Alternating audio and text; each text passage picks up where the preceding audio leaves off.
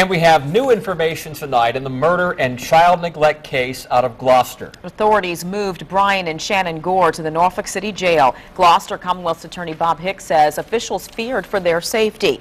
Both face charges after investigators found their emaciated 6-year-old girl caged in her own waist and another child's remains buried under a shed outside the couple's home. A third child was in good health. 10 on your side's Melanie Woodrow sat down with Shannon Gore's attorney to discuss these and new charges his client faces. Melanie? Nicole, according to these court documents, investigators brought Shannon Gore to Riverside Walter Reed Emergency Room for some type of medical issue on April 29th. That was just prior to her arrest. There she apparently crawled into the ceiling and she was found. She's now facing some property damage charges. Her attorney told me he's paying little attention to this new development. Compared to the charges she's facing, it's so insignificant. Yeah. According to new court documents obtained by 10 on your side, Shannon Gore climbed into the drop ceiling in the emergency room at Riverside Walter Reed Hospital. Hospital employees found her purse in the ceiling 5 days later with a digital camera, which has since been seized as evidence. Shannon Gore's attorney, Ron Smith, does not believe Gore was trying to escape or hide evidence. Maybe she was trying to look into the other room. That's where the where the baby was? Yes. Smith says he hired a psychiatrist today to evaluate Shannon Gore. She and Brian Gore have both been moved to Norfolk City Jail. Gloucester's Commonwealth attorney told 10 on your side officials believed the Gore's safety was in jeopardy.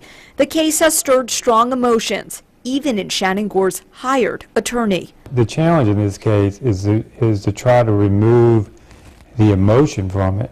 I mean, you have, and try to concentrate on the facts and the law. If you leave the emotion in it, I don't know if I could do the case. Smith says he has evidence that there was a healthy, loving relationship between Shannon Gore and her children. Both her 6-year-old daughter found caged in her own waist and a baby boy found buried under a shed believed to have been there since 2007. What switch flipped to change that relationship is the big question mark in this case. Coming up tonight, new at 6, we'll tell you what attorney Ron Smith says is the strongest evidence that he has so far to support Shannon Gore. Also why he turned over some other evidence to investigators. That's tonight, new at 6. Melanie Woodrow, 10 on your side. 10 on your side talked with a child psychiatrist today about possible developmental problems that girl left in cage could have going forward.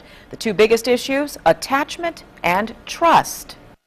Whether she will ever be able to trust that somebody is going to be looking out for her interest and going to protect her welfare and going to meet her needs.